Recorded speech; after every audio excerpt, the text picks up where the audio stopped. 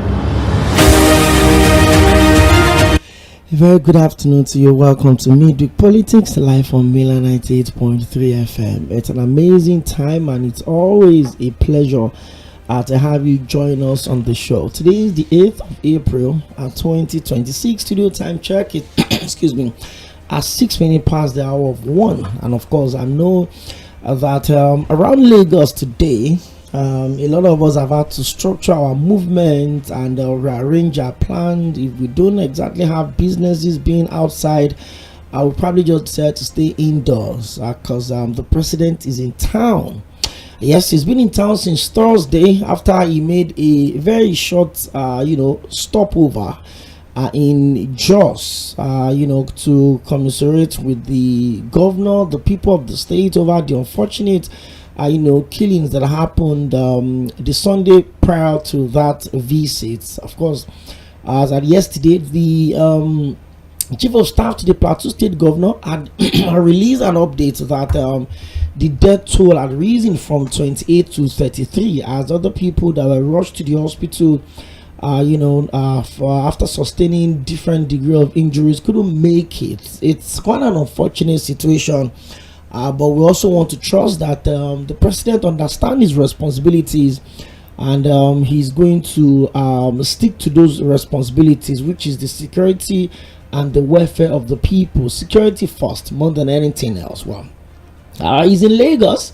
He's been in Lagos since that Thursday, by the way, and his private residence in Ikoyi has been a mecca of the sort, as people, politicians, favor seekers, praise singers, traditional rulers, religious leaders are taking turns, to pay homage to the president. Even members of the business community. I've seen Alhaji Aliko Dangote.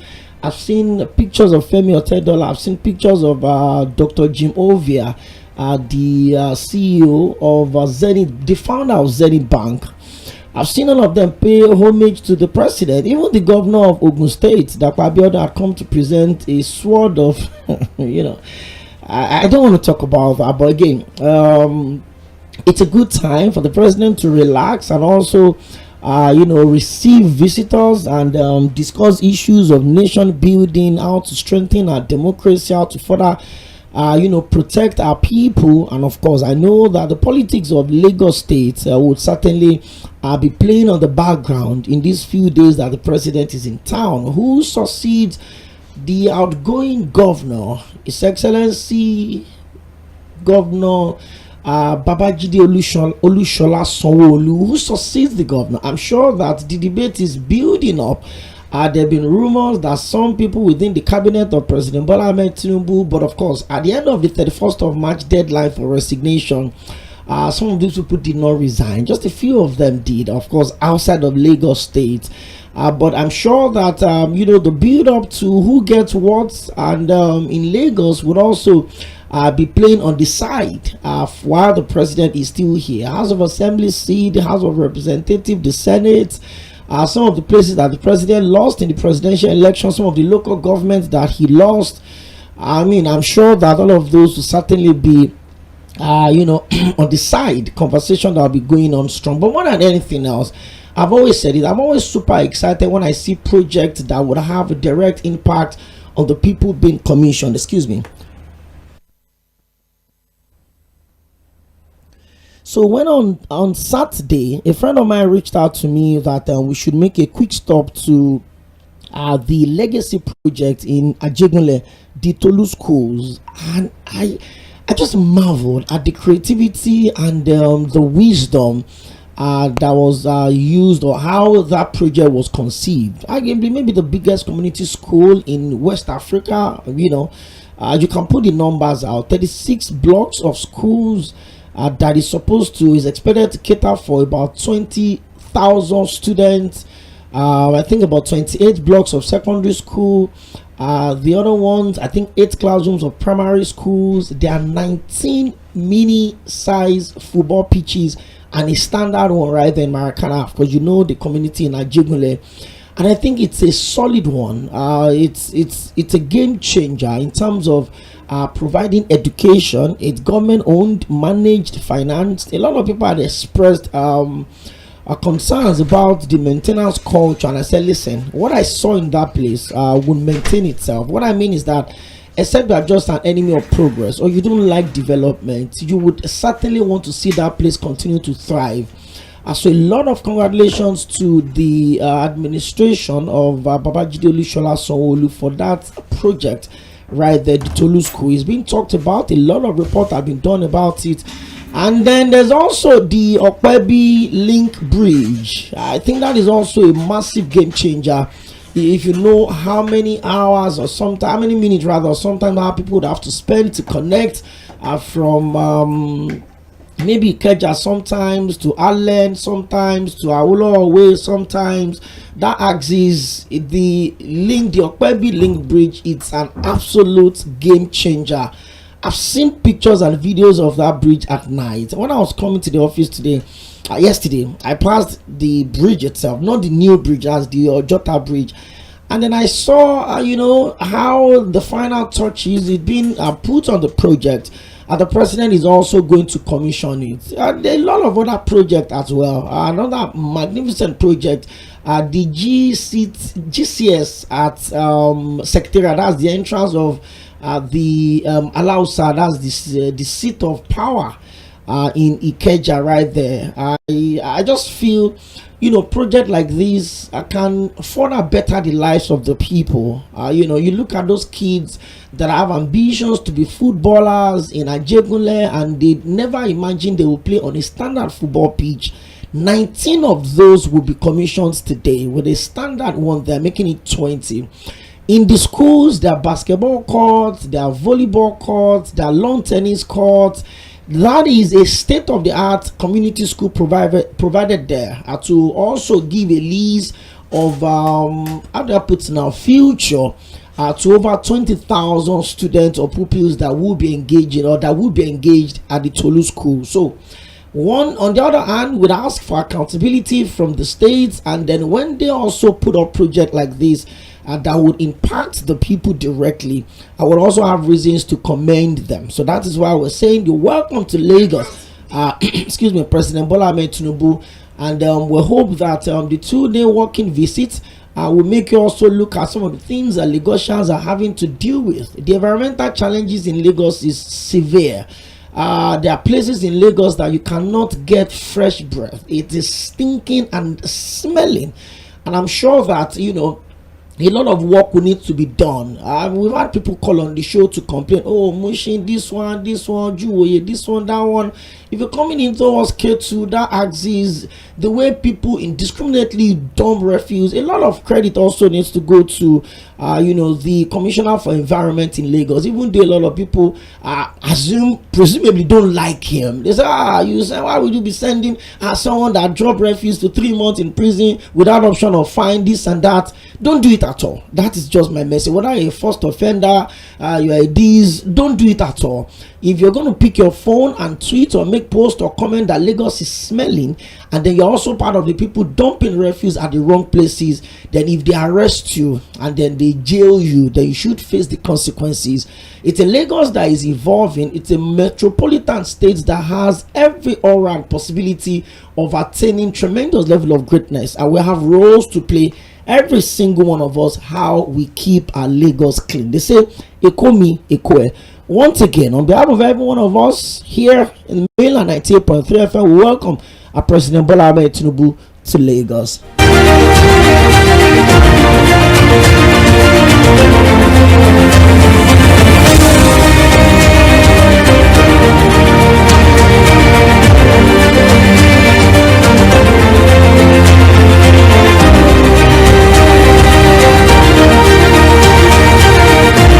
Okay, that being said, we have a show to do today, and it's Midweek Politics live on Mīᴅ 98.3 FM.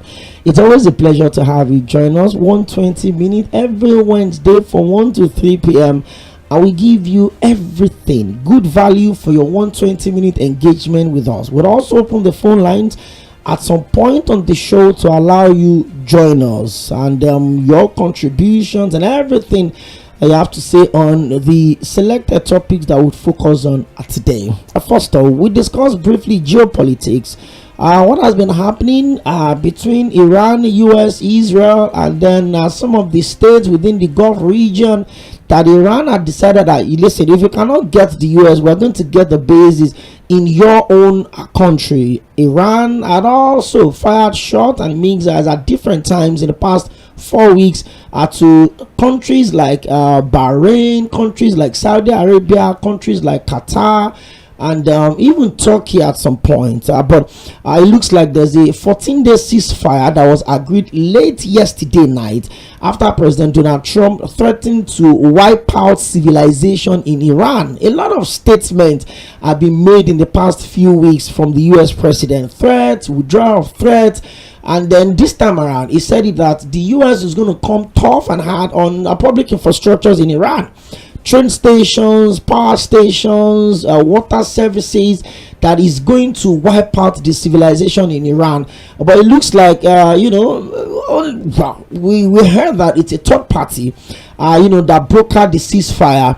And one thing that Donald Trump is asking is this: open the region, let me put this way, the channel that provides about 20% of world oil. So you're wondering, why is the petrol 1,003 Nigeria, this and that? It is because the world is so globalized that you think Iran is far from you, or you think the Strait of Hormuz is not close to you, but interest you to know that because we also play within the global space, every distortion to the global flow affect everybody, including Africa's largest economy, which is Nigeria. But now the US president is saying, Iran, you don't have the right to lock the Strait of Hormuz. Let the people trade business. Let there be constant supply, no interruption in the supply of crude and oil around the world. Well, it seems the ceasefire will bring some level of hope to the very devastating war that the United States, Iran, and Israel have decided to embark on. At the end of the day, there would always be casualties of same. There will be people that will bear the brunt of destructions of lives and properties in a war situation. Like they would always say, you can only predict the start of a war. You don't know the consequences and how far-reaching effect it could have on your people. 2-week ceasefire. How much fire will be seized from each party? We've seen a lot of ceasefires agreement, breaking down days into the negotiation. But let's hope that this would also, in a way, bring some sanity and stability back into the Gulf region, so that Nigerians will go back to how much we were buying petrol, not 195 per liter. I'm talking about 820 naira, 870 naira, depending on what part of the country you stay. I don't run this conversation alone. If you're meeting me for the very first time, my name is Okoyemi Akinode, and this is Mainland 98.3 FM. Side Fad is here, and it's always a pleasure. Sometimes I try to imagine Side Fad's thought process. You peep into the office, just stuck there on the TV, watching the news, monitoring global conversation, and then when issues of analysis pop up, I'm wondering, how does these guys sleep at night?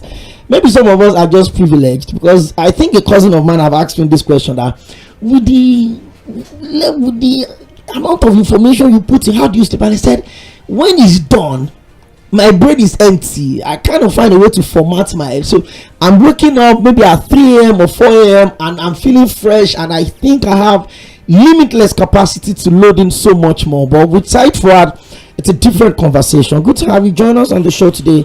It's another Wednesday afternoon. Sometimes it could be tiring, sometimes it could be uninspiring, running through the same stories, laced with a lot of negativity, killing, insecurity, and all of that.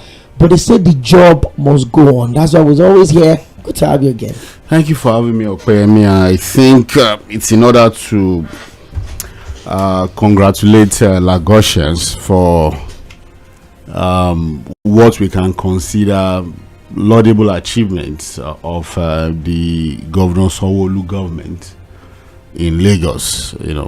We keep talking about the need to make our darling Lagos. When it comes to the Lagos conversation, it comes dear to me, because this is my state, and for anywhere, any part of Lagos, I can argue the fact that there's no Lagosian that can be more Lagosian than me. So when we have the Lagos conversation, it comes with a lot of emotions. It comes with understanding that, look, there's still a lot more that needs to be done to put Lagos where it belongs, where it should be, amongst the mega cities, mega cities of the world. Rightfully so, because of the population in Lagos, it is considered a mega city. The question we keep asking ourselves is, when will Lagos become a functional mega city? And I think people need to go understand the difference between a city just being a mega city and a city being a fully functional mega city. Now, population makes a city a mega city. Infrastructure, ease of doing business, ease of movement, the quality of infrastructure that is available in a city that is already mega now determines if it is a functional mega city or not. Of course, whether we like it or not, Lagos is still the center of excellence. Of course, if you have to compare with what obtains in other states, but the reality is that there's still a lot more that needs to be done. I'm particularly happy about the Tolu School project, whether we like it or not, because again, that's a project for ordinary Lagosians. It's a public school. It's a school with a lot of history for people who live in that axis, and to see that revamp, what I call a revamp of that entire school, what you can call modern day infrastructure, sporting infrastructure. Again, it just gladdens the heart to know that at least there's a thought process towards bringing up the school. So one would also expect that, look, it should not end with the Tolu school in Ajegunle. If you go to the different parts of Lagos, there are schools with such rich history where you have different schools within a compound. Sporting facilities is supposed to be one of the integral part of what makes a school functional, really. We keep talking about the dearth of talent in our sporting world. Just imagine that we have these in different parts of the country. So Lagos can always set the example, can always take the lead for others to follow. And I think we have to commend the effort of the Lagos state government on that particular project. There's a bridge that is close to us here, so every day we see that project. Some of us had even thought that, look, by now Lagos should start to use that bridge, because what it does is it declusters Ikeja, Bank Anthony. So what it does is that it gives alternatives to people to navigate through Ikeja cluster, the Ikeja Central Business District. So you have alternatives linking Ikorodu Road to Okpebi. So you don't have to get to Maryland to connect, go through Bank Anthony. So there's a way it opens up that entire axis. Lagos cannot overemphasize the need for us to have projects like that. It's just like when we keep talking about the need to have a fourth mainland bridge. It's long overdue. I really don't know why. Since the time of Governor Fashola, we've been talking about the fourth mainland bridge. It's not been actualized yet. The cost, the problem is that the cost to do the project now, I'm sure, would have tripled compared to what it was then. So again, a very commendable project. I was listening to the Commissioner of Information yesterday, Mr. Agbengo, who was trying to explain the fact that, look, yes, the president will commission the project today, but it may not be open to the public until the next 2 months. There are still a bit of aesthetics, but I think Lagosians cannot wait to see their resources, their money work for them when they start to use that particular project. The multi-ministry complex. The project has been there for God knows when. At least to the glory of God and to the completed. It's nice to know that it has now been completed. So I think agencies, parastatals that used to pay rent would have to come together, can now be accommodated. Which makes a lot of sense. So like the commissioner was saying yesterday, that money can now be deployed into some other useful things for Lagosians. And I think the GIS complex too, for geographic information, digital information, and what have you. So all in all, beautiful project, nice idea. The reality is that more still needs to be done. We as Lagosians, we know that, look, it can always be better. The resources available to us, the positioning of Lagos can give us more. I want to see a city where, for example, there's the ease of movement. I want to see a tram work in the city of Lagos. I want to see a functional BRT system. I want to see a monorail work properly in Lagos, connecting all the 5 divisions. I want to see water transportation in Lagos work. The beauty of Lagos that a lot of people don't know is that, look, this Lagos Lagoon touches every part of Lagos. There's no part of Lagos that the Lagos Lagoon does not connect. You've done a boat ride from Lagos here to Badagry, and you saw that, look, all through everything. So you go to Epe, go to Ikorodu. So there's hardly any part of Lagos that is not connected by that lagoon. So we can take advantage of a well-regulated, fully functional water transport system. So that is what we want to see. We want to see cable car in the city of Lagos. That was a plan that was supposed to come with intermodal transport system in Lagos. I think the Mɪᴅ-Wᴇᴇᴜ Park was supposed to be the main station for the cable car network in Victoria Island. CBDs have been created. Let's see the beauty of Lagos. God has given us Lagos. Let it work for the people, and so we would only continue to demand more while we commend the government when they do the right thing. So congratulations to Lagosians. I congratulate myself, because again, it's just what it is. It's our city. We love it, and we'll continue to love it. The issue of Iran, the reality is that, look, one of our guys posted something on his Facebook page yesterday. I'm like, We just have to accept that reality. I think the United Nations has outlived its usefulness. We are in an era where what we were told about international relations, the rule-based world order, I think does no longer exist. Let me put it that way. It really does not exist again, because what you have is a situation where powerful nations now do as they will. Nobody is able to rein in anybody. We are taught that, look, the era of nations invading other nations would end during the Second World War. After the Second World War, there was the Cold War era, which was not really an invasion.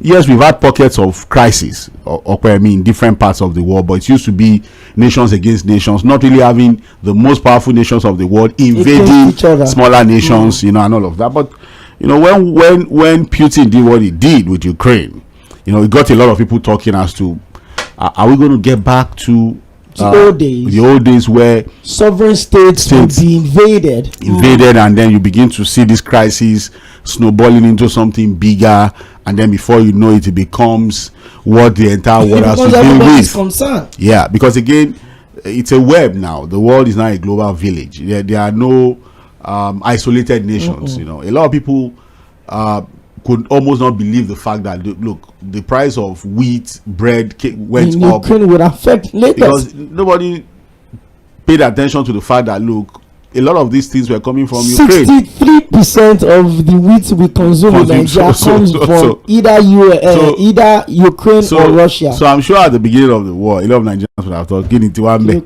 But they later knew that, look, the bread you eat and some other products are actually linked to the peace, in Ukraine. So and that's a war that, when Russia started it, I'm sure they didn't think 4 years would go on. Putin would have thought that in 2 weeks he will be marching on Kiev. He annexed Crimea quite easily. There was really no resistance. So marching on Kiev, the calculation from a lot of the reports was that Putin had thought that, look, Kiev was going to fall within 2-3 weeks.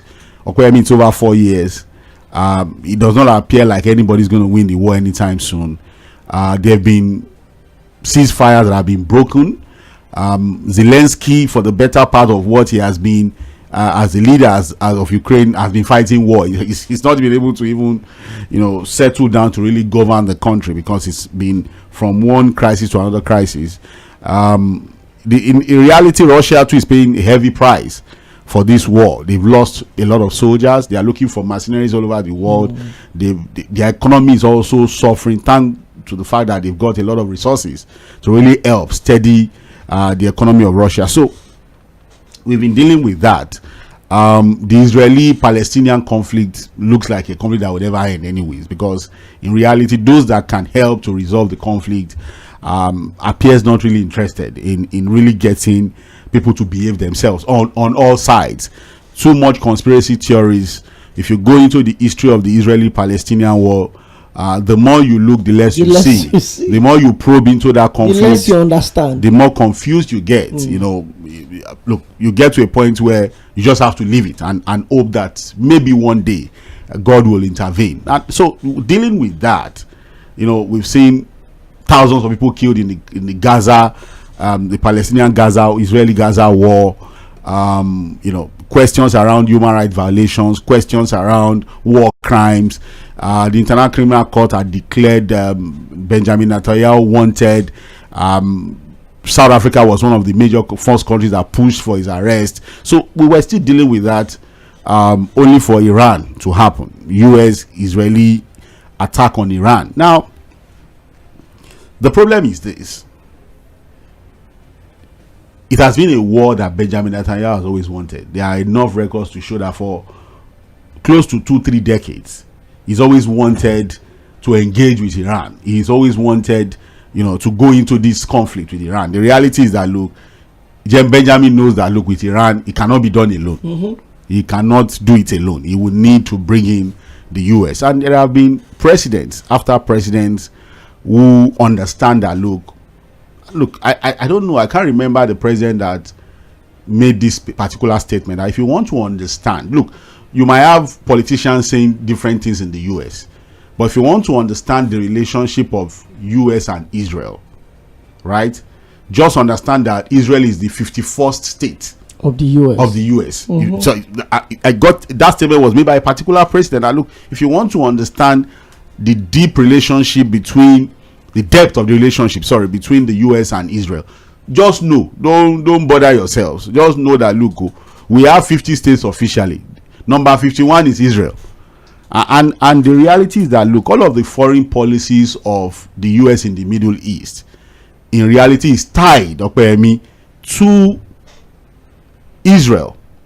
So America's foreign policy is very clear about what Israel is to them when it comes to its foreign policy in the Middle East. Now, it was very clear that what Trump had hoped for, maybe a different agenda from Benjamin Netanyahu, was that look, there was going to be a regime change.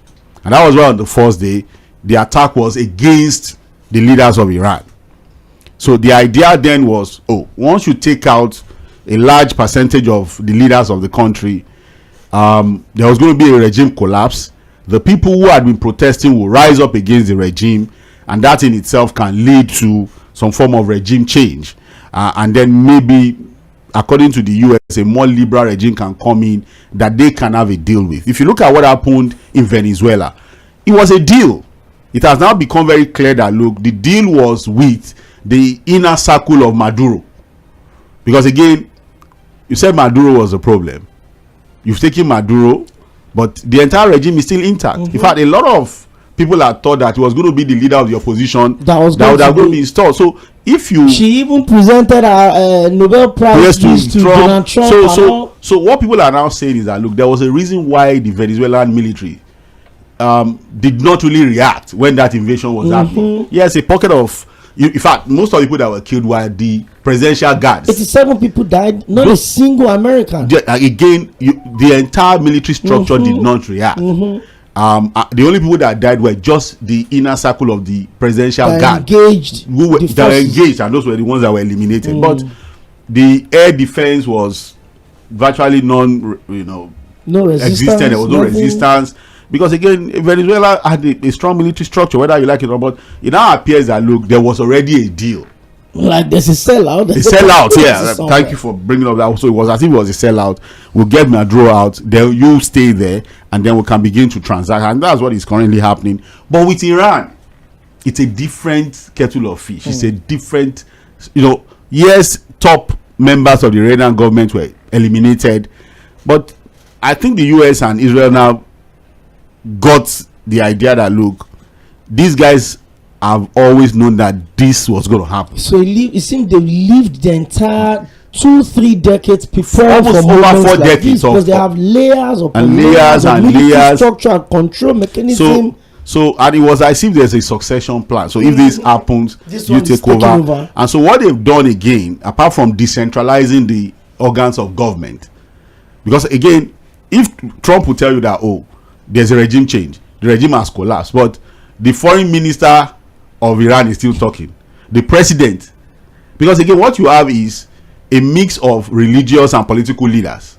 So now the Ayatollah that was eliminated is a supreme leader, a religious kind of supreme leader that the political leaders listen to. So that's why it's called the supreme leader. But it is more of the religious side of things. But politically, they hold election. There are people who run the government. There's a structure that runs the government. So what they have also done is to decentralize the military structure for easy resistance. So you take this one out, this one comes up. In fact, what they've done is to even localize the structure. So you have splinter groups. And the reality is that it's not a change. So all the splinter groups still take their authority from the supreme leader, but they can act in isolation. They know the drill. They know what to do. So if this happens, this is what you do. So that's why that can happen in 10 years. It can happen. So and I'm sure that they understand that there was going to be a day. They understand that when it comes to air power, there's no way you can't match the US. You can't match Israel. So you can't. Your airspace is going to be taken away from you. But how do you resist? How do you continue to inflict pain? How do you cause a disruption that will now make the powerful countries to come and say, okay, let's talk? if Iran was not resisting, if Iran was not punching back, there would not be a need for a deal. There won't be a deal. There won't be negotiation. There won't be negotiation. It will just be regime change, take over, just like we saw in Iraq and Afghanistan. Well, again, it eventually failed. Even what happened in Iraq, again, they had to put boots on the ground. It cost Americans millions of dollars, billions of dollars, and lives. And no, look, the thinking in America is that, look, that should never happen again, where we throw in resources, man and material resources into nothing, and then you try to change a government in a country, and you eventually discover that the people of the country don't even want that change. It happened in Afghanistan. The Taliban that was chased out was then brought back. So that's why you see that, look, now Americans are not even interested in things like this. That's why the approval ratings has dropped for Donald Trump on this war is at the lowest. In fact, there might be serious consequences in the midterm elections because a lot of, in fact, the MAGA group, they are even part of the people who are questioning why they went into this war, because one of the campaign promises was that, look, we would actually even bring back our troops back. We'll reduce the number of military bases, number of personnel. We are not going to go into any war. Trump said it in several He said he wanted to end as much as 13 wars before he leaves office. Look, this was somebody who vilified Biden, who was saying, oh, if you leave them, they don't know how to negotiate. They will go and start a war with Iran because they don't know what to do. I know what to do. So a lot of things have changed. Up till now, there are people who say it's people like Pete Hegseth, his son-in-law Jared Kushner that pushed him into going into the war, and that, look, the only reason why Trump is not pulling out completely from the war is again his ego, because again it would appear that I'm a weakling. I can't win over but if you listen to him consistently, his body language appears to show that, like, I made a mistake, but we still, that's one part of the other part of the conversation is his choice of words, and I think Americans are living with the reality of the fact that, look, with this president, there are no restraints. He's going to say nasty things. People see him as foul-mouthed, and I think globally the world is also coming to realize that with Trump, just let him be. Whatever he says, it's unfortunate. It's not presidential. There are no restraints really. He just says he wants to say it, because again, how would the president come and say, look, I want to end the 4 decades of civilization. I'm going to wipe out this. I'm going to wipe out that, and all of that. But we are happy, Okoyemi, that at least there's a ceasefire. There's a ceasefire. Pakistan is taking the lead. That's shocking. Well, I'll tell you why the other Arab nations are taking a back seat. The reality is that, look, they have not also been exactly aligned with how Iran is managing its politics. Well, not completely aligned, because again, before this war started, you had Oman. Oman was actually midwifing the negotiations before this attack happened. So I think the other Arab nations have done the best they can do to keep the peace. They've suffered consequences too. Iran has touched almost everybody. In fact, I don't think there's any nation in that. It's Kuwait I pity the most. People that are just doing their life, just spending their money. Bahrain, the UAE, Qatar, so they've all been touched, because and I think the problem is that people really don't try to pay too much attention to Iran. Now people are getting to see the country for what it is. Forget about Western media. A so-called Islamic nation that has the highest literacy rate for women in the world, and it's an Islamic nation. The educational level of Iran is unbelievable, super high. They are not necessarily Arabs; they are Persians. That's why you see that in their dressing, it's a bit different from what you see in Qatar, the regular or Kuwait, where the Saudis, the Qataris, the outfit, they have this, the way they cover their hair. It's a bit different, and people really don't pay attention to those distinctions. They think they are all the same. No. So the nature of the Persians, I think people need to go and study them. How they've evolved over generations.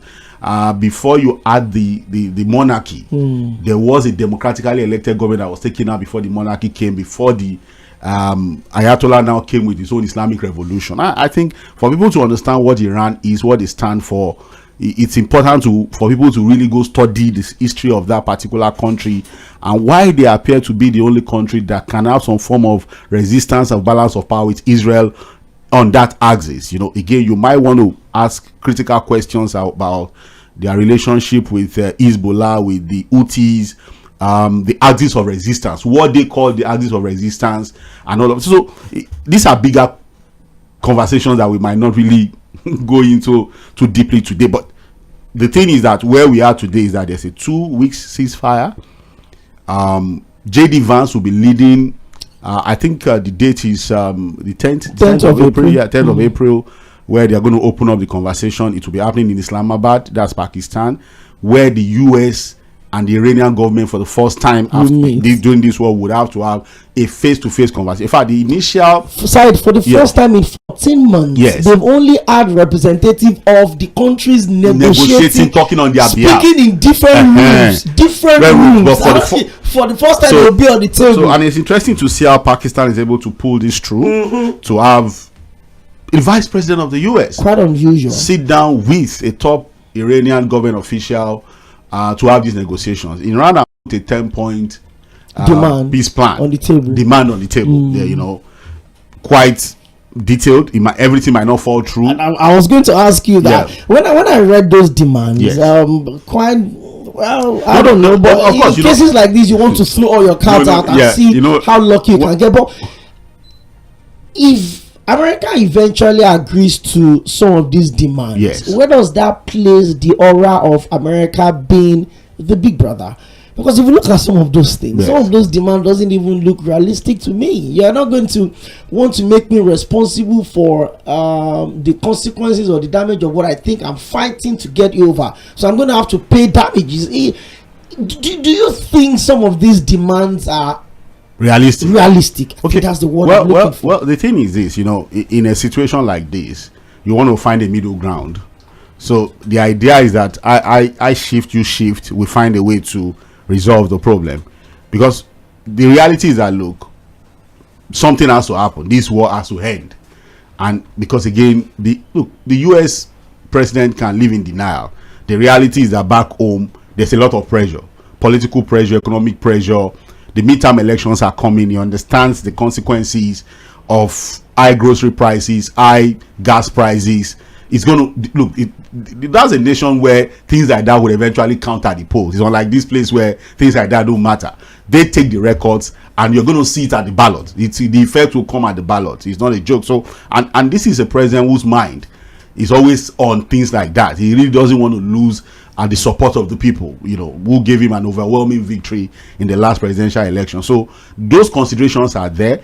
A JD Vance, for example, has a different idea. If you look at the cabinet, yes, he will talk tough, but if you study the way JD Vance, the vice president, presents his words, you will know that, look, he's totally against the war. Yeah, they probably in other ways. It is only people like Pete Hegseth, Marco Rubio, who are just mere warmongers. But in reality, and that is why you can see that it's JD Vance that is going there. Not even Jared Kushner, not even Witkoff, the people who have been mediating. So at the end of the day, I'm sure Iran will not get all their demands. That's a given. The US will not give in to yes. For context, I'm sure a lot of people listening would want to have an idea of what some of those demands are. So let me read a few of them, and maybe some of the ones that I feel are quite maybe a bit complicated now. It said, 1, the lifting of all primary and secondary sanctions on Iran. And Iran had been under US sanctions now for as far back as 17, 15, 12, 10 years, since they started thinking that Iran is building nuclear weapons. They've been having economic sanctions, raw material sanctions, whatever it is that would help to make the assumptions that they have nuclear weapons possible. The US had placed them on those heavy sanctions, and Iran is saying that all primary and secondary sanctions should be removed. 1, continued Iranian control of the Strait of Hormuz. I don't know how that could happen, but again, just like Said Fuad said, you put everything to see how lucky you can get. The US military withdrawal from the Middle East, an end to attacks on Iran and its allies, the release of frozen Iranian assets, and a UN Security Council resolution making any deal binding. So you look at some of these demands and you're asking, How does it work? Okay, now you ask yourself, what is the US putting on the table? Now, the US, for example, the major look, for every time Trump puts out a statement, there's always a Strait of Hormuz conversation. That is it. You guys should just get that in open. And people have said that, look, the place was open before you started the war. It was the war that made them say, I will use what I have to fight. And I keep telling people, when you say open the Strait of Hormuz, I don't know whether people have seen enough videos of the strait itself. There is no gate there. It's just that they have passing routes. Look, it's a waterway, narrowed by nature, and and you see, I tell people that don't be too emotional about these things. There's a divine order. There's a what? Divine order guiding how we all relate in the world. And I think the divine order is even the reason why we always need ourselves. The divine order, God is God. I've told a few people, the more you try to probe into God, the more you find the reason not to. Just live your life. The more you get confused. And that's why I talk about faith. Believing without questioning. Yes, you can deepen your faith by getting to know more, but it depends on what you want to know. There's certain things you don't know. You may not know. You will never know. And that was why I told a few friends that one of my favorite authors, Dan Brown, a novelist, in the Da Vinci Code, there's a part of the novel where he talked about the fact that science and religion are not in conflict. That science is just too young to understand religion. That science and religion are not in conflict. Science is just too young to understand religion. Religion in the context of the majesty of God. So, for example, the world existed the way it was, but migration started happening because people needed to move. Migration, for example, is a divine order. It must happen. In the biblical era, before the biblical era, there have always been migration. America today is a product of migration. Heavy migration. And so when you now see politicians of today trying to fight migration, you just laugh. It means you are trying to work against divine order. Most of you are even migrants. America is a product of migration. Israel today is a product of migration. There are stories of migration even in Europe and all over the world. The other one that people must also understand is the interconnectivity of states when it comes to economy and trade. So how did God put resources in different parts of the world? So you have this, you have this. This one would have this and need this. You will have what they have that you don't have. So we have a give and then so everybody. So just imagine God depositing 20% of crude oil supply that the world needs in that axis. Just a narrow part. Just within those countries. So every day before this crisis started, about 20 million barrels move there every single day, come out from that axis and pass through that narrow waterway and that's why having disruption on that waterway is the reason why there's this global crisis. So if you now talk, and again, it's a divine order. Now, if you look at the strait, people have said, why must it be the strait? Can't other Arab nations bypass it? Saudi Arabia, for example, has a pipeline. But the reality is that when it comes to moving crude in numbers, in that large quantity, it's only the big vessels that can do it. It's always through the waterways. How much crude oil can you transport through pipelines? And then if you transport it, it's even easier to obstruct the flow over the pipelines. It's not as effective as taking it through the waterways. Just imagine the quantity, the barrels of crude that these vessels can take. Now, it's a narrow part, but it's deep water. That's another thing to tell you how God plans these things. As narrow as the Strait of Hormuz is, it can take any size of any ship. Because you would have some narrow parts where big ships cannot go into it. It is narrow, but deep enough to take any size.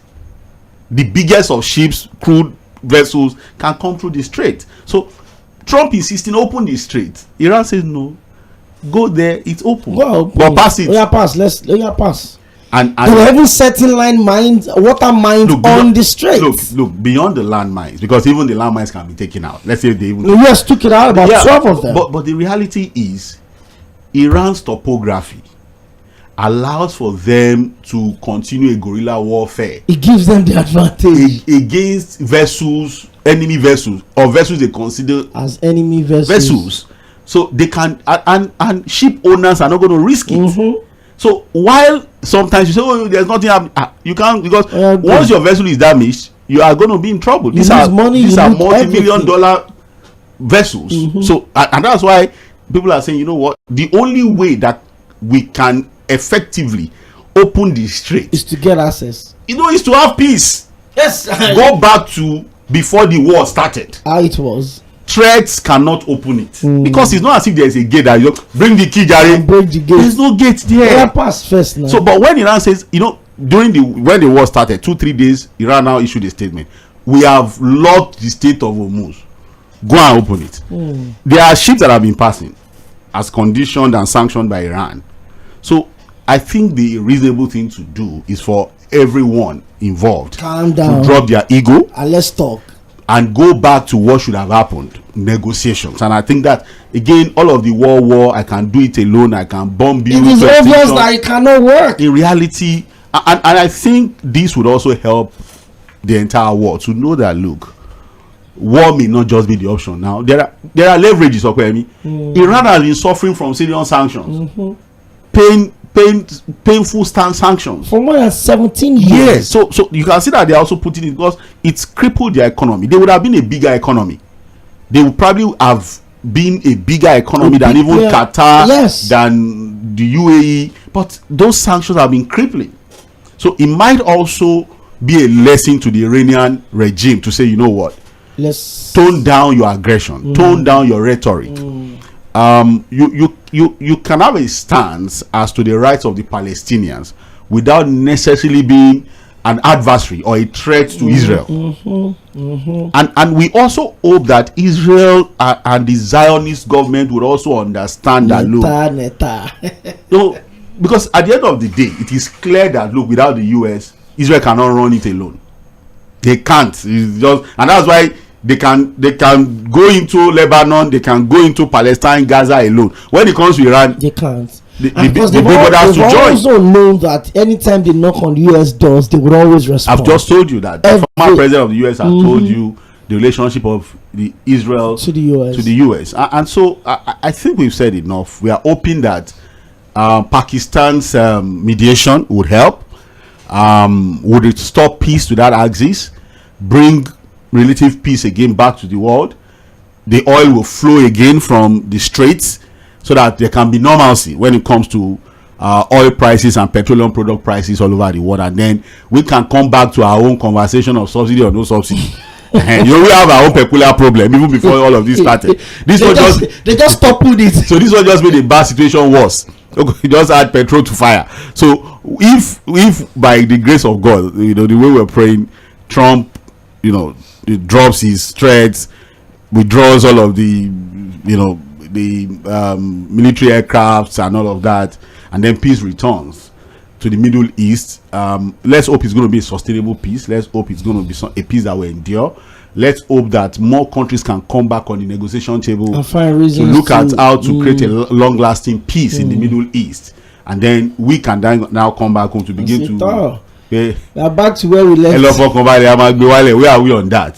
So let's hope that happens. Well, interesting one. I'm sure a lot of people would get deep understanding of what exactly is going on in the Middle East with the in-depth analysis that Said Fuad had given right now. And I'm sure you now know that the Strait of Hormuz is not a close. It's not like a street where they lock the gate at 10 p.m. It's just a place where they say it's open, but come and pass. You know that kind of feeling that when we were small, you have people say, I draw this line. Pass it. Yeah, cross it. Yeah, cross it. And then you be seeing the line, but to cross. But this one is not even, there's even no line. The man just said, you know what? Pass the place. Come and pass. Let me see. And the thing is that because of the narrow path, the way that stretch, the topographical realignment that happens or alignment that happens, nature is beautiful. You are more tilted towards, because Iran is on the right going into it. Oman is on the left coming but the curve in itself pushes the ships into Iran. That's the advantage. That's the advantage. So once you curve it, literally 60% into So Iranian territory. so they have an edge. They have a better view At the corner. to do damages. And at that point, the ships cannot move very fast. You can't they do have to anything, you can't go back. And that's why I said that, a lot of the things we see in the world, if people can really pay attention, they will know that, look, There's a reason why those things there's a divine order. I've seen people say, oh, you go to the era of Abraham. Oh, we call it. Hey, look, even if you read the entire story of Abraham, from the story of Sarah to Hagar, you understand that, look, there's a divine order, there's a divine coloration to the things we have in the world today. And I just hope that people will understand that, look, God is God, He will always be God, and that, look, until we accept that divine order, it might be difficult to have sustainable peace in the world. Well, if you don't go home with anything today, if you've ever had a chance of reading the Da Vinci Code, then you understand that when he said science and religion are not in conflict, science is just too young to understand religion. I think that clears a lot of things. And a big shout out to the people that have the time to still read. It looks like it's more of survivor now. Make I just find food for table. If for people who still read, reading helps. It does. Understand, for example, my favorite author when it comes to novels, real fiction, is Dan Brown. And again, there's a way it ties history, religion, nature, nature together. Together. It's so again, this is not advertising for him. I understand. But for people, if you can, because what he will do is to bring reality through fiction. So what he does is that he writes fiction, but laced with a lot of reality. So it now depends on what you're saying. So at the start of the novel, it will tell you that, look, these are verifiable facts. These are not fiction. These are real things. But a lot of the things are brought in through fiction. So what he does is to bring history, bring science, bring religion, and then get you thinking with his write-up. For example, until I read a number of his novels, there was a misconception about the Illuminati, or what the word Illuminati stands for. Who are they? You want to read about the Freemasons. You want to even read about how America decided that its own motto will be "In God We Trust." You understand? Religion. What was that statement again? What was the background to America saying "In God We Trust"? So were there other things they could have trusted for them to have made that? So for example, you read things like Christianity, Islam, other religions of the world. For example, there's the pi 22/7, the mathematical calculation, which is seen as divine architecture. So they tell you, for example, if you do a measurement, okay, don't let us go into too many things. You do a measurement of the top of your head down your feet, and you divide it by from your waistline down to your feet.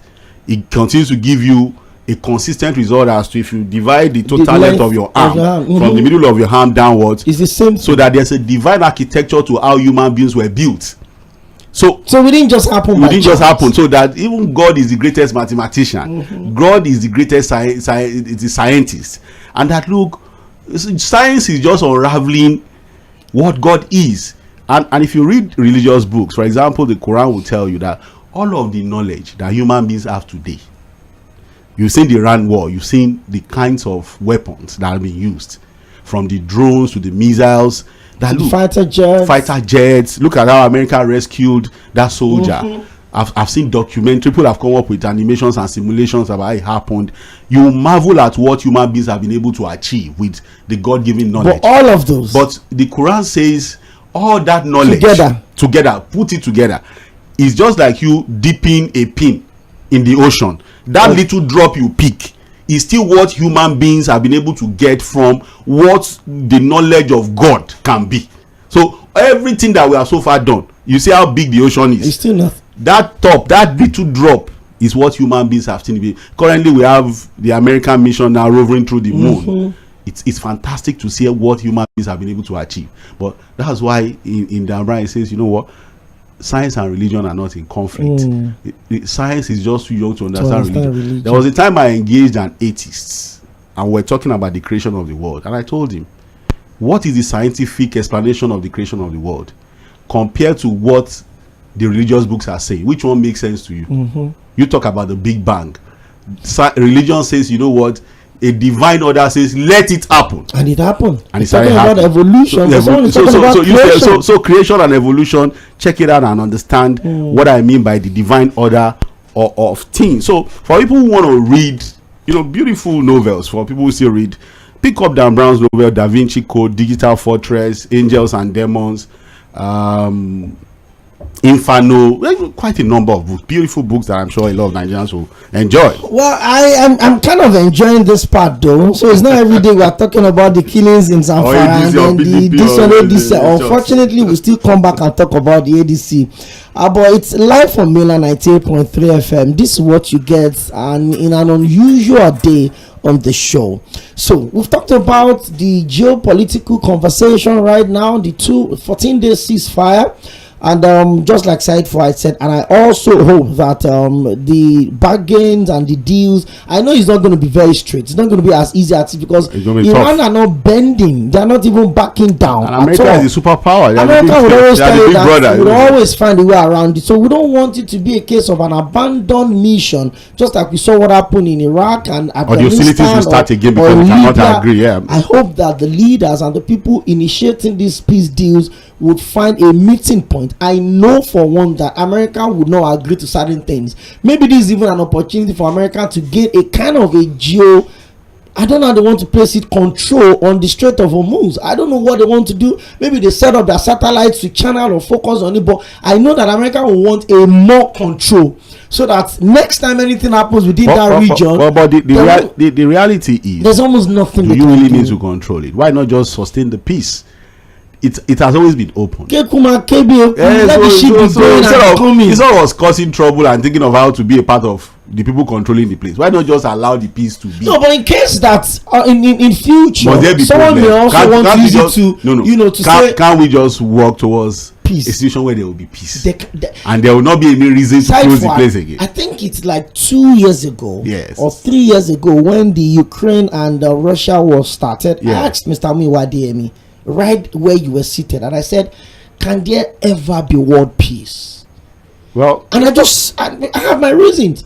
Taiwan and China are breathing on each other's neck. Ukraine and Russia are doing their own. If you come to Africa here, there's a constant guerrilla warfare in Congo DR, and this one and that one. Everybody seems to be looking for control, how to be whichever ways. And I keep saying it, as long as human beings continue to exist side forward, there will always opinions would differ, realignment will be checked, and there would always be conflict. I agree, there will always be conflict, and that's why you have people who have created courses in conflict management, because they know there will always be conflict. You have conflict within the household, you have conflict within groups, you have conflict within yourself. You can even personal conflict that am I normal? What's wrong with me? So how much more you can have it get into the family, you can have into groups, society, into communities, into nations against nations, and that's why there are rules, and that's why you see that it's important for the UN to survive. Unfortunately,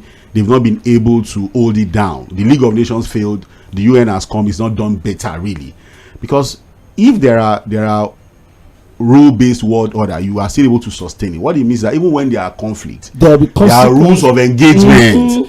So that's why you see that there's what they call war crimes.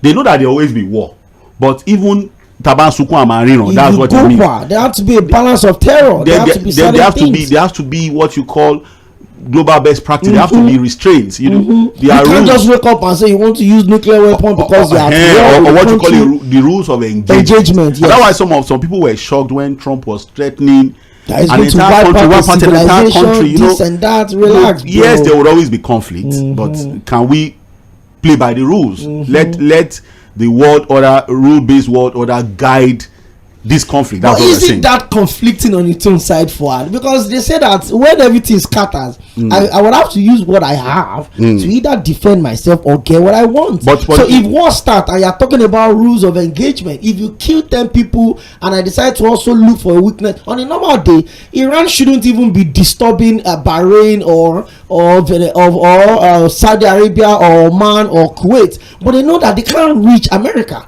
So they also breach certain world order and principle and agreement by attacking US base in a different country that is not even at war with you. Now you've talked about US bases, the US base in different parts of the Middle East. So, and Iran tells you that, look, your base is as good as your country because you have your soldiers there.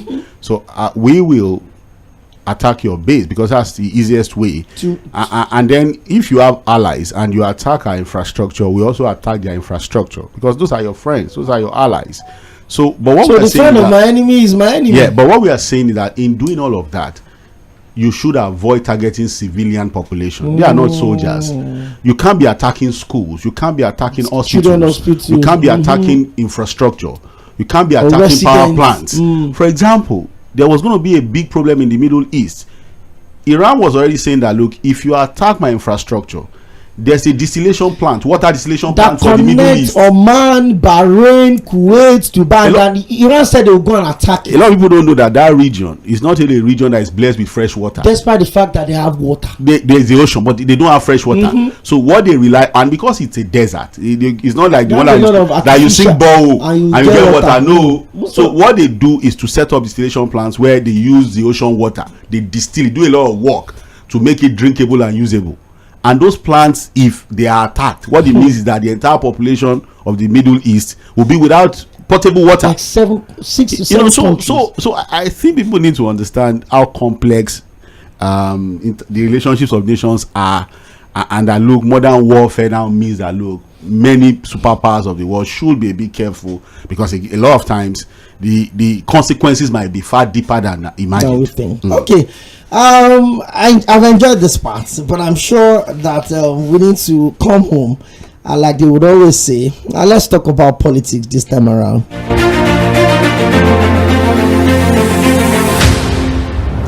We're going to be looking at the fragmented opposition in Nigeria and the road to 2027. We'll start with the ADC.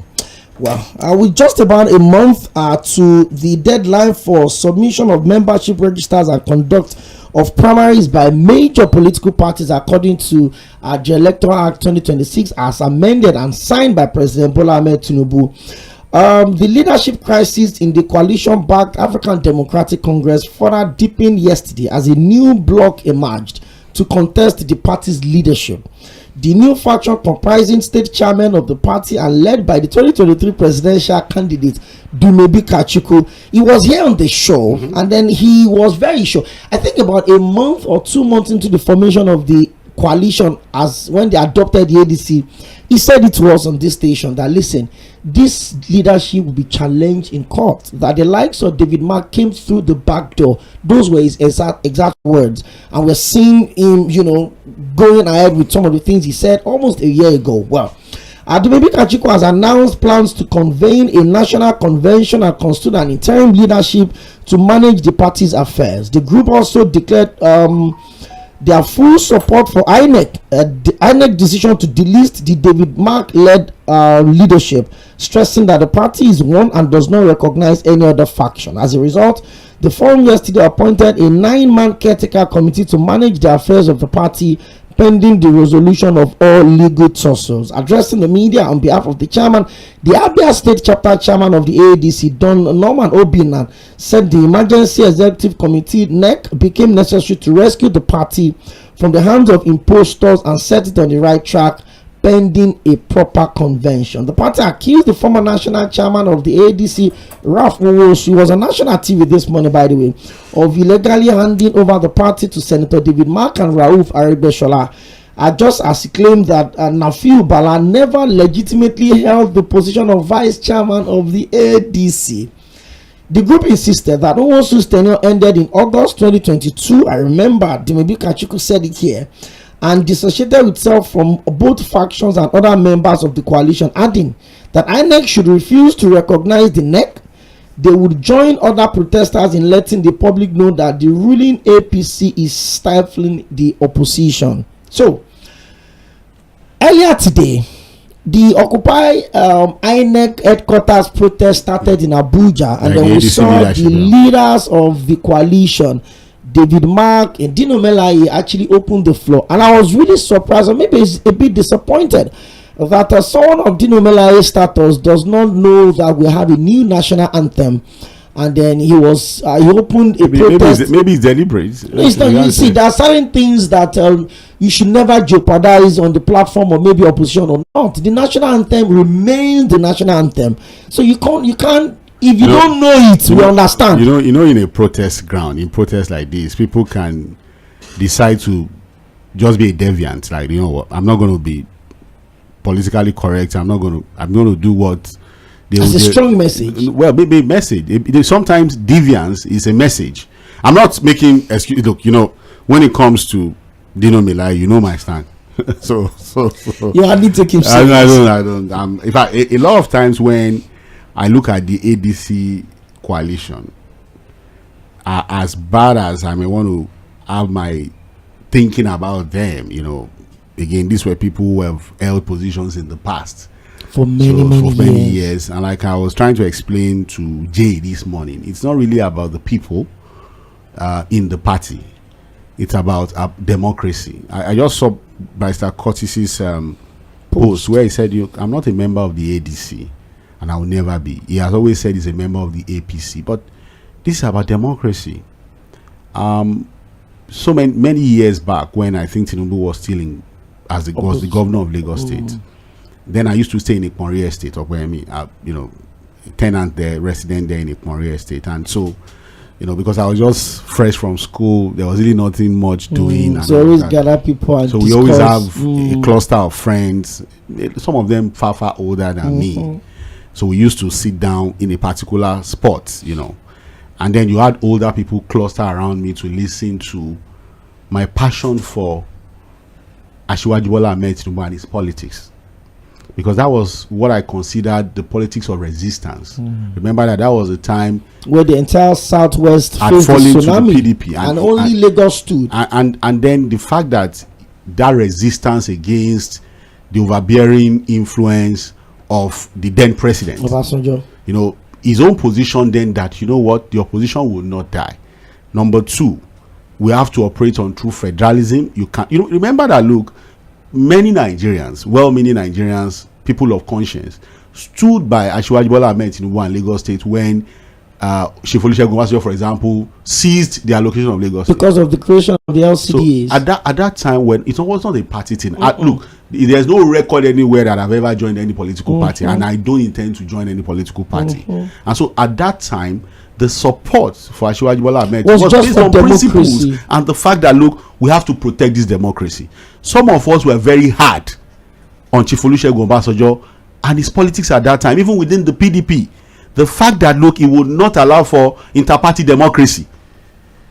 Change Senate president, five Senate presidents, party leaders. You go and have Amala with a party leader and say, the resignation letter is there, you sign. And I remember then that a lot of the leaders of the opposition then also condemned that kind of politicking, what I call crooked politicking, what I call wuru politics. We were here when you will see 5-10 legislators impeaching a governor.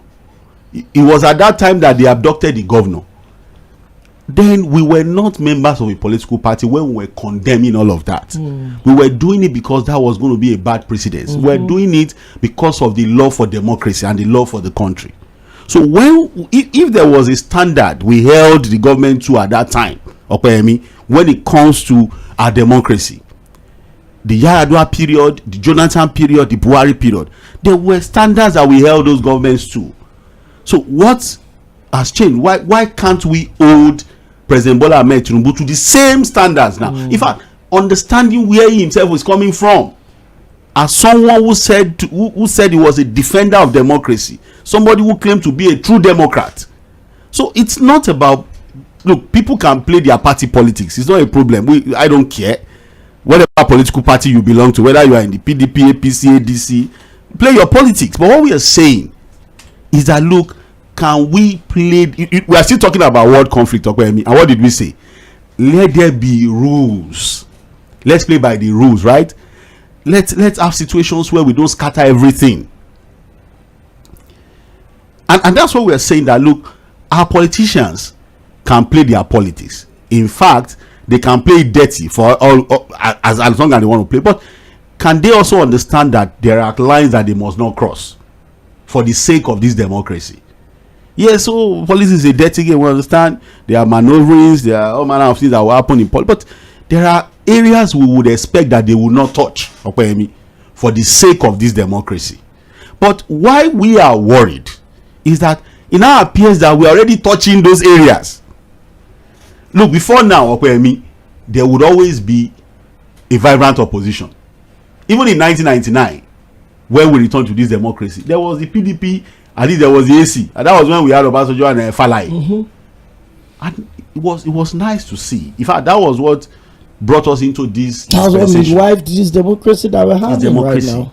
And then you move beyond that. There was the PDP that was say, "Oh, I'm going to rule." Somehow, the opposition kept coming up quietly. You had the CPC, you had the AC, ACN later. You had the ANPP that was doing his own thing, you know. So and in reality, it is not about the number of opposition political parties that you have. It was the fact that we had opposition that was, you can call vibrant. Vibrant. That's the operative word here. Look, what is the level of vibrancy? So now we are now in an era where every opposition political party that you can consider as vibrant. Look, you know, we have a political party at the back of this building. Boot party. I don't know whether you mentioned. I didn't want. They've converted the office to gas station. So maybe they moved somewhere else. But you know that before the 2023 elections, where we are reaching out to all political parties in Nigeria, for them to have at least have a showing, a presence on this station, we saw them as boot party. Oh yeah, man. Come. And for every time we try to reach out to them, the office is never open. So can you call that an opposition political? Yes, they are registered by INEC. They are there. And they are still registered. And they are still registered till today. But for every time that we went to the house, there was nobody there. You know, at some point we just gave up. That so it's not to say, oh, we cannot descend into a one-party state. No, look, the reality, if we are not careful, what we have is a multi-party system that is not real. It's just a mirage, more like a demo. That's what we are saying. So it is not about the leaders of today. That's what people don't understand. Oh, you love the leaders of today. We are not about the leaders of today. We are about the sustenance of our democracy. Because what people don't know is that these leaders are not going to be there for life. They will come and they would go. They will go. The country will remain. But the legacy, the precedents they lay, other people will lash on it. And that's why I keep saying that, look, can we distinguish between strategic politicking and wuru-wuru politics? Strategy is playing by the rules. It's just like, okay, let's look at a football game. Let's use this analogy. You know, you have coaches mapping out strategy, but there are rules that they must not. They can't change. They can't change. Especially whether you are Man U or anybody. Now, and you see that, what does FIFA do to keep the sanctity of the game? For example, they know that there's the betting world that has serious influence. If they catch a player, you know, it's not on the field, who has collected bribe, maybe a footballer or a keeper, or even linked, or even suggest anything whatsoever. Do you see the heavy hammer of FIFA on them? Suspension. Because they know that once people can no longer trust the game, that's the end of the sport. Once people could begin to see for a lay want to dog must see match fixing. You see that FIFA they don't joke with match fixing.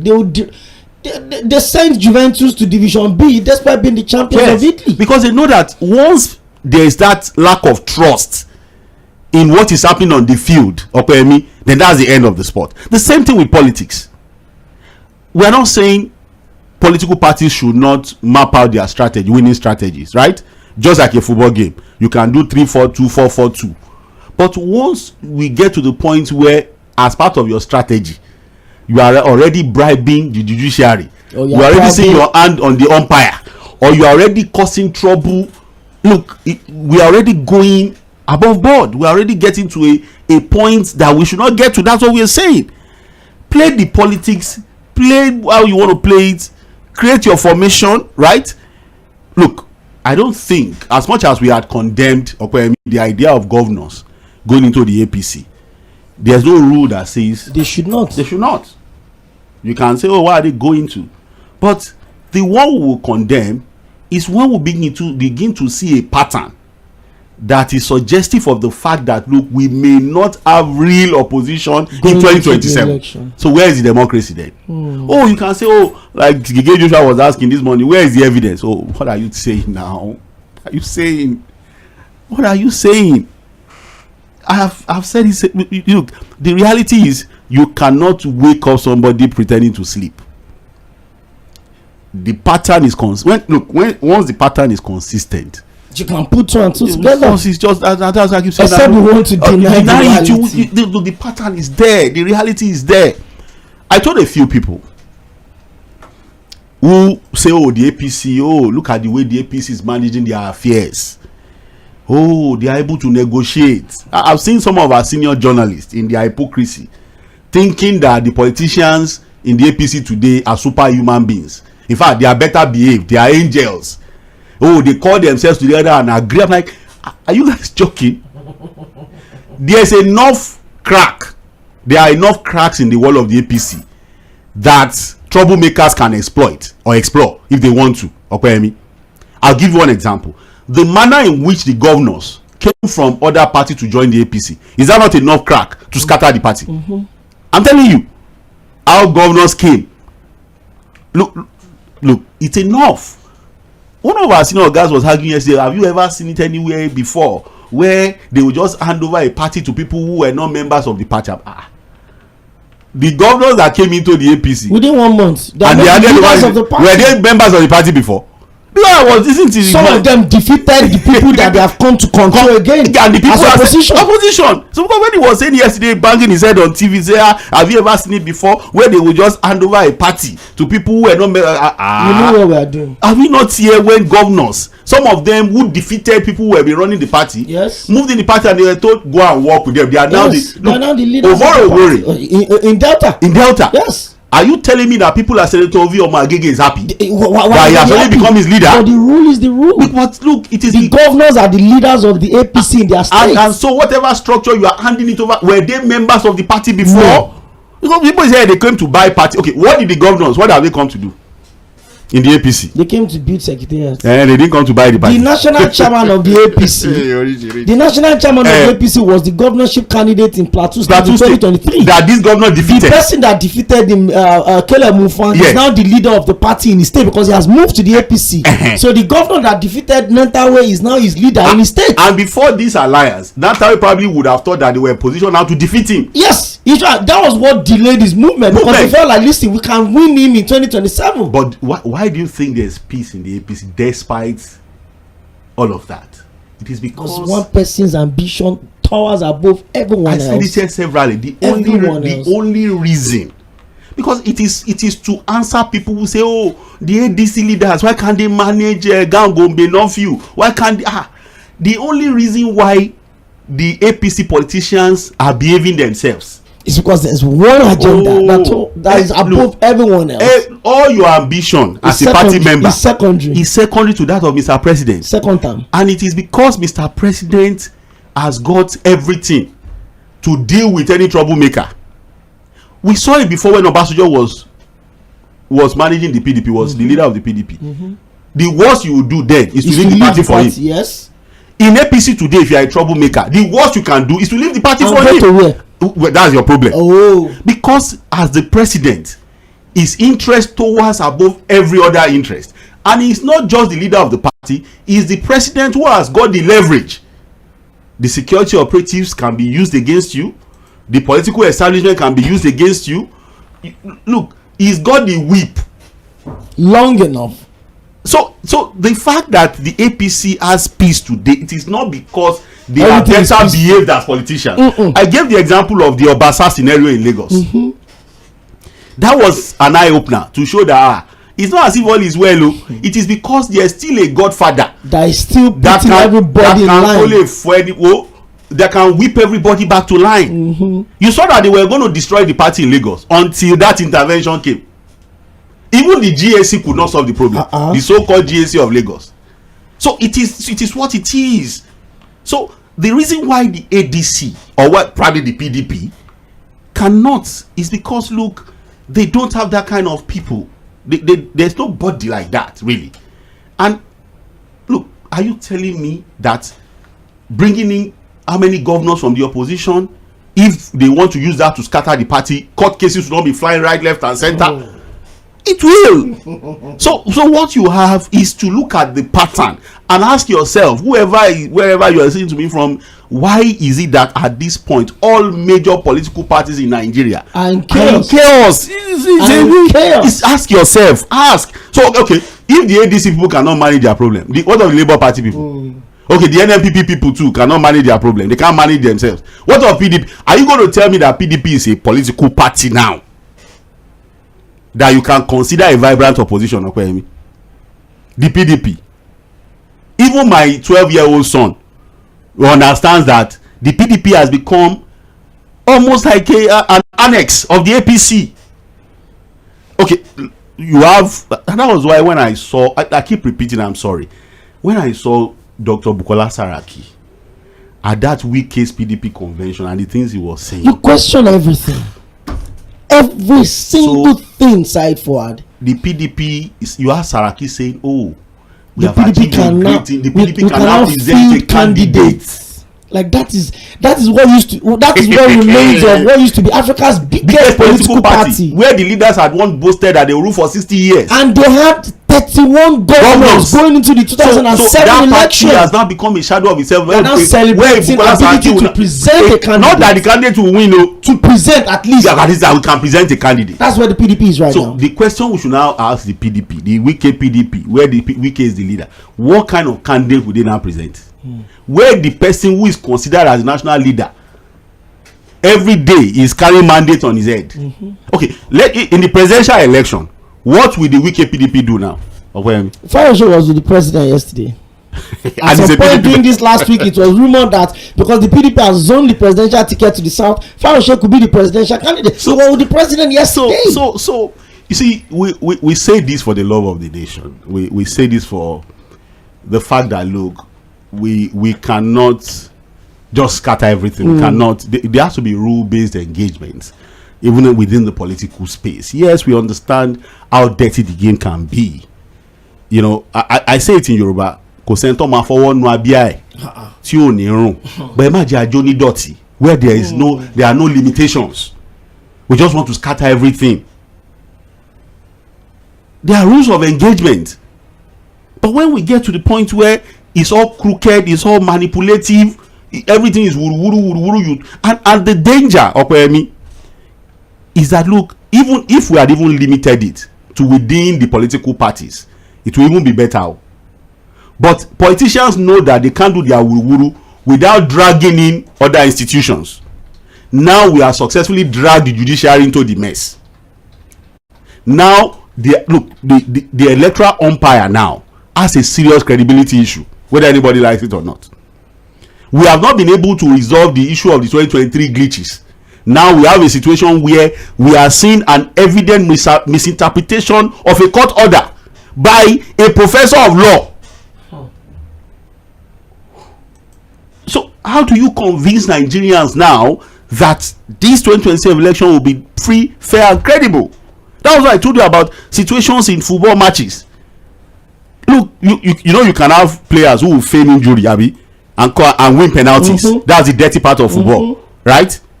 You can have coaches who will just say, "Yeah, go and do this, Abi." Look, you have a hand of God. Where the Diego Armando Maradona won the World Cup. But you will see that look, no matter what happens on the field, you know, the intrigues, the maneuvering, the divings, and all of that, the dirty part of football, FIFA can tolerate all of that. But just imagine they now see that a player has now placed a bet that he will get a yellow card in the 56th minute, and have told his friends to bet on. You know, most times they ban you for life. For life, because they know once there is no credibility, when there is no trust, integrity must not be touched. So what we are saying is that the integrity, the credibility of our electoral process is what we are praying and begging our politicians not to destroy. Play your dirty politics, but leave the institutions alone. What is supposed to be the foundation of democracy, having viable alternative, is also part of it. Don't destroy that. Leave our judiciary out of the mess. If we have a democracy where people no longer believe in the judiciary, what then is democracy?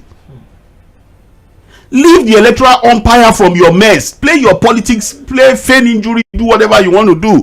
But let them do their job. Don't let it not be that Nigerians will begin to think that the electoral umpire cannot be fair. What is there left of the democracy we are talking about? That's what we are saying. We are not saying you should join whatever political party you want to do. We are not members of a political party. I will never be. At least for now. But we have a democracy to protect. That's what we are saying. We don't know what we are saying. Is it that we don't know what we're saying? Or are we demanding for too much? Is it that because again, the ingredients of a functional democracy is what we are talking about. The ingredients of the things that sustain a functional democracy is what we are talking about.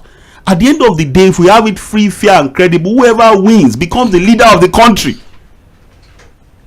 No matter what we say about the 2023 election, the president of the country today is still President Bola Ahmed Tinubu. If he gets a second term, the heavens will not fall. But let us have a democracy that we can be proud of. I hope we will not get. And I keep saying it. If you ask them in Cameroon, is it not democracy they are practicing? And the Pobia just appointed his son as the head of military.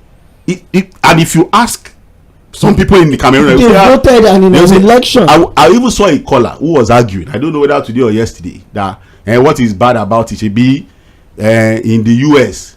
George Bush, and I said, what are you saying? What are you saying? George Bush, those people put themselves up for election.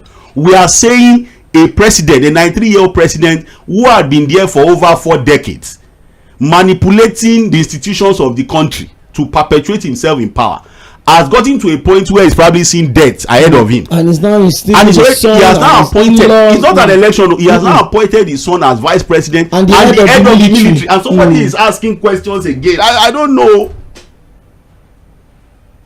So, and do you know that Bobia cannot be doing it all by himself? There are people, pliable people who are helping him. They are enablers. You will also see journalists in Cameroon that will say, oh, it doesn't mean anything. Yes. You will see ordinary people in Cameroon that will say, what's there? You will see politicians who say there's there. Most likely the judiciary in Cameroon is complicit. The parliament complicit. Because it cannot just be a Pobia thing alone. So what kind of democracy would you say they have in Cameroon? We talked about Talon in Benin Republic. Look, as a student in university, we had always talked about democracy in Benin Republic.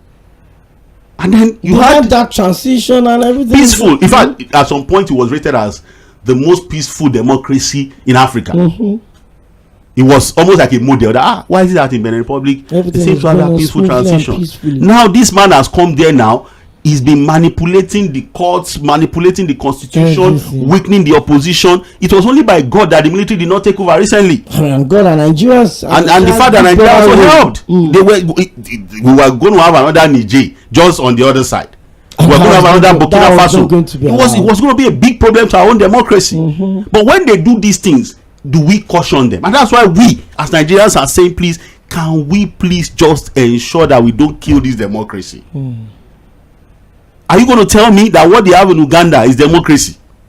In Museveni, the election that happened last in Tanzania, was that an election where you had opposition leaders who were being disqualified? Some of them got missing. Some of them were jailed. Some of them are not even returned to the country as we speak. And so you have it all over Africa. We're saying that, look, if Nigeria is considered to be the giant of Africa, we should be doing better. We should be doing better. Setting a standard. No, we should not be going back. Positive standards. We should also be seen as a model. Are we proud of what we are doing? Let this question ring in the mind of every Nigerian listening to us at this time. Well, the protest is still ongoing in Abuja. The leaders of the coalition, the leaders of the opposition, I saw Senator Rabi Musa Kwakwa, I saw Rotimi Amechi, I saw Rauf Aregbesola, the former Vice President Atiku Abubakar, Dino Melaye, Bolaji Abdullahi, a lot of them, having big banners and saying that INEC protect our democracy, Tinubu don't turn Nigeria to a one-party state and all of that. Well, They are also saying that they would proceed with their convention because they've notified INEC before INEC decided to revert the status quo based on the judgment that was given. The case is also still at the Supreme Court. So INEC has said, listen, we'll just maintain things this way until the Supreme Court says otherwise. Well, we'll keep our fingers crossed, but we need to allow you join us. We've had a very engaging 1 hour 38 minutes of conversation on this show. We started off at 1 p.m. and then we've talked about the geopolitics. We started to focus on what is happening around the world today and not also relegating our own unique challenges as a country. We're trying to save the soul of our democracy. That is what the opposition party is saying. But listen, I've always questioned a lot of things, but probably because of how we find ourselves as a country, we have a lot of answers. We have a lot of questions that we probably don't ever get answers to. But like Said Fuad said, it is not about the number of political parties that we have. In the build up to the 2019 election, we had over 90 registered political parties in Nigeria. By 2023, we had about 18 of them going to the election. Today, we have about 20 with 2 new political parties that have also been registered. One of them seems to be positioning itself as a legitimate SPV, special purpose vehicle. The leadership of the newly registered NDC, the National Democratic Congress, had released the breakdown of his states ESCOs and his regional ESCOs. And I'm sure Saifa, you saw that on my WhatsApp status yesterday. Our friend Dr. Adedayo Ekong, the Lagos State Chairman of Labour Party, is now the Southwest Chairman of the newly registered NDC, that's the National Democratic Congress. And I was surprised, when I saw the name yesterday. I was like, listen, she was always there with Julius Abure, releasing press statement, writing long articles against Peter Obi and all of that. Now she is now the Southwest leader of the NDC. I'm still trying to get the party registered in my mind, and I'm sure a lot of Nigerians also. But the national leader of the party is the former governor of Bayelsa State, Senator Derek Dixon, and he's saying that if you're not sure of where the ADC would go, come to the NDC. Well, we keep our fingers crossed, but let me allow you join us. We've shed light on everything that is happening at the global political space. Alignment, realignment being checked. But there is a 2-week ceasefire that have been agreed, 14 days actually, and I'm hoping that it will be one and the last, meaning that peace will be restored and then the world order will go back to what it used to be. Let's allow you join us. 0913-600-0410. You're live from Miller 98.3 FM. Hello, good afternoon. Good afternoon. You're welcome. If the ADC, your name, where are you calling from? Okandelina speaking. Okay.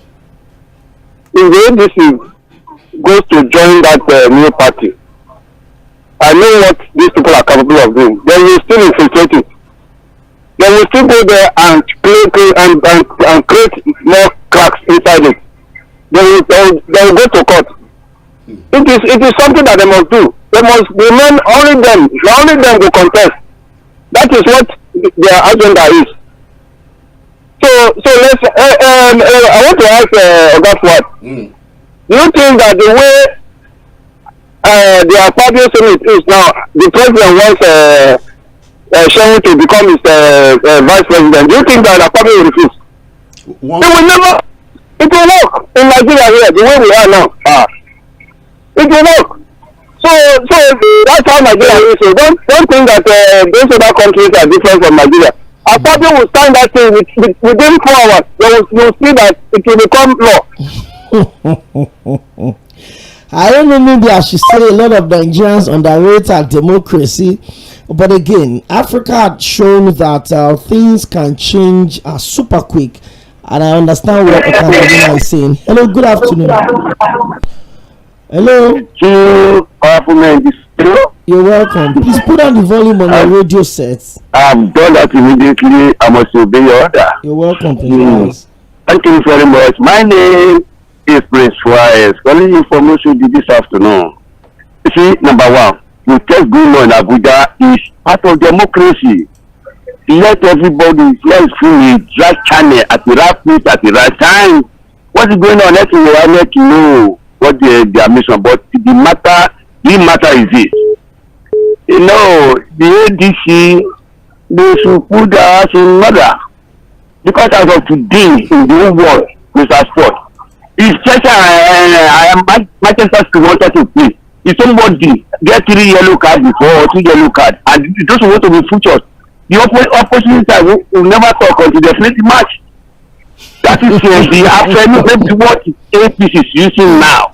Is the opposition this party has before. The day they did all over before they come out to take over the party. That's what I will say this afternoon. Thank you very much, Prince Wise. Thank you very much. I understand what Prince Wise said. I remember when we were to play Algeria in a World Cup qualifier. I built up to the 2018 World Cup, and then we had a certain Shehu Abdullah, a Nigerian defender, that had accumulated yellow cards, and he was not supposed to feature in that game, but he played. And then Algeria took the case to court, and it was established, and we lost that 3 points. Algeria knew already before that game, but they waited for the outcome, and it didn't favor them. They lost the game to Nigeria, but they went to challenge the outcome, and FIFA said, "Listen, take the 3 points." We lost the 3 points, but did they ban Nigeria from playing football? If I would qualify for the World Cup, it was already qualified with a game to spare. We are not saying there might not have been issues in the leadership of the ADC. So this analogy of Prince, I don't know where it's coming from. What we are saying is that there is no court order that says that there was a leadership vacuum. If it says go back, there was a go back to the leader that was there before the problem started. Hello, good afternoon to you. Hello, good afternoon. It's Kobuko. I greet you people. You're welcome. Come here, Kobuko. Where have you been? I did. Flour that we consume is from Ukraine and Russia. But I want to ask you an analogy. What of the land from the 6 hours? Mass arable land untouched in Niger State, or to go to Enugu land, Kaduna to Kano. Why can't Nigeria plant corn and millets to produce the flour that are expected from Ukraine? Another one, Tinubu, pastors, musicians, the block contractor that making the enter go from Onitsha to Bega from January 9. Where are they now? They are not talking. They are psychologically and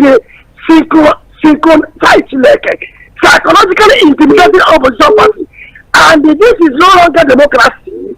We are now into totalitarianism, dictatorship, plutocracy, and it can amount to anarchy. That's right. They should avoid it.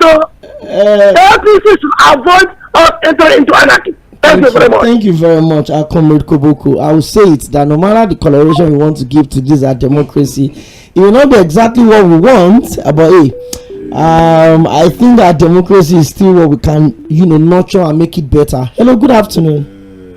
Good afternoon. You're welcome. My senior guy here forward. Good afternoon, sir. Happy Easter in Arias. Same to you. I want to quickly say one thing. I want to make and concur with what Fuad said in terms of our pattern of approach. It now becomes a kind of approved, something that's generally approved. When you use woo to get what you want, it has become as they say, if you cannot get any, join them.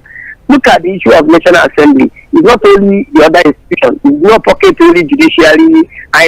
What about the National Assembly? Supposed to be the mouthpiece of the people in the government. They have now collaborated. They are now collaborating and hobnobbing with the executive. Whatever the executive want, within the they will offer it to them. They will present it to them on a platter. Then people's interests are no longer anything to them. That is why when even the new electoral act that they have approved that is no longer an electoral matter or offense for anyone to forge or falsify documents, so that when you want to get into power, you can now do anything and pocket all the institutions. And the criminal issue that has now become will now be put aside. That is the area, the level where they have taken us to. And that is why I say, if we are just like being docile to approach this kind of matter, I don't know where it's taking us. To look at Cameroon, see where they have gotten to. Nigeria, wake up. Thank you very much for joining us on the show today. We have loads of messages to also read in between picking your calls, but I think I'll just pick a couple of more calls and then we'll read some of the messages we have on Facebook and on our WhatsApp. Hello, good afternoon. Hello. Can you hear me? Yes, okay, good afternoon. You're welcome. Good afternoon, sir. Yes, sir. My name is Robert. The Cameroon issue you mentioned, is our system better than that of Cameroon? See, I'm not happy. You understand? As we speak, as you said, sir, all our institution has been compromised. In a normal democracy, there's supposed to be separation of power. But today, there's fusion of power. The executive is controlling the two arm of government. Look at the way they are using court injunction and the rest to strangulate opposition parties. You call that one democracy? Are you? In fact, this country. In fact, I don't know what we should do to put all these things to rest. I don't know. This killing that is happening about the security of Gafwan, the executive order that Trump gave about Iran, he gave them time. Look at how Iran was running up. Lebanon came to this. Boko Haram is killing our soldiers. Look at the way they are killing, and we are. Let me stop, please. Thank you very much, Mr. Roberts. I will have to hold on with the calls and make a quick stop on our social media platforms. We're streaming on Facebook at facebook.com/Miller98.3 FM. We're live and also on YouTube. I just search us for Miller 98.3 FM, and we are also active on other social media platforms, TikTok, Instagram, and X, everything at Miller 98.3. And don't forget to subscribe and click our like button so that you can get your updates on breaking news and stories or developing stories that you may want to be following. At Tondaka Samuel on Facebook says, okay, you are hailing Comrade Koboko. Well, I was also surprised when he joined me in the situation yesterday. Good day to hear from Mr. Forward with some of his hot restraints from his former stand on how Mukito amputated the ADC. Of the truth, Mr. Forward should be bold enough to give ADC the idea on how to establish a formidable political party, not really the Temu approach takeover of political party. President Tinubu is a really good strategic politician, building structures from the scratch. What a disappointment from the caliber of Atiku Abubakar, who doesn't have a good political party since his foray into politics over 35 years ago. Let Atiku Abubakar and the rest do the needful immediately. Thank you. James Ogbona says, why can't our judges themselves give judgment in simple plain language and explain it in a way that a common man can understand? What is status quo antebellum? Well, that's very clear. Thank you very much, James Ogbona. Benjamin is saying on Facebook, say, good afternoon to you guys. God bless you for all the political enlightenment always. Now that the ceasefire between America, Iran, and Israel for 14 days, can our oil marketers reduce the pump price for these days? The INEC chairman should be warned of taking sides before 2027 election. They should not play double standard games. So why did INEC recognize the faction of Wike's PDP? A matter that is still in court, but stop to recognize David Mark-led ADC, saying the matter is also still in court. Why is it that the factions coming up now in the ADC comes up after Peter Obi joined the party? The fear of Peter Obi is shaking the ruling party. That is Benjamin from Shogunle. Well, we've got messages here. Wow. Let me see how many of these messages we can take before we leave the studio today. Good afternoon to you, Fuad and Okpe. INEC is at the mercy of the courts. This is Stephen Akimbisola from Ijegun. The simple thing to do now is that the ADC should withdraw all their litigations in the court and settle apologies, the calls are coming, and settle their misunderstanding amicably within before it is too late. Nigeria indeed is blessed. Good day, my people. The rainbow government of Yendeba will regret in the future. I pity my friend from Oyo State who doesn't have a house abroad to run to. The boat of the APC, where all manners of creatures have gathered, might suffer from carnivorous animals in the future. No need for voting in 2027. The government now is more politicking rather than governance. We are watching. That is Ifeanyi from Asheshe. Okay. The calls, relax, I'm coming. And we all have a duty to help our democracy to grow by doing away with our sentiment, which to me is what is shaping our opinions. We'd always hide behind the finger to support political party that we have sympathy for. That is Larry Olakomi. I was hoping you could be more, expressive in the text, but it's okay. As a political watcher, we admonished our leading political figures to merge and present a singular credible candidate that can heed to our clarion calls. I knew that immediately Kwankwaso joined the ADC. Apologies.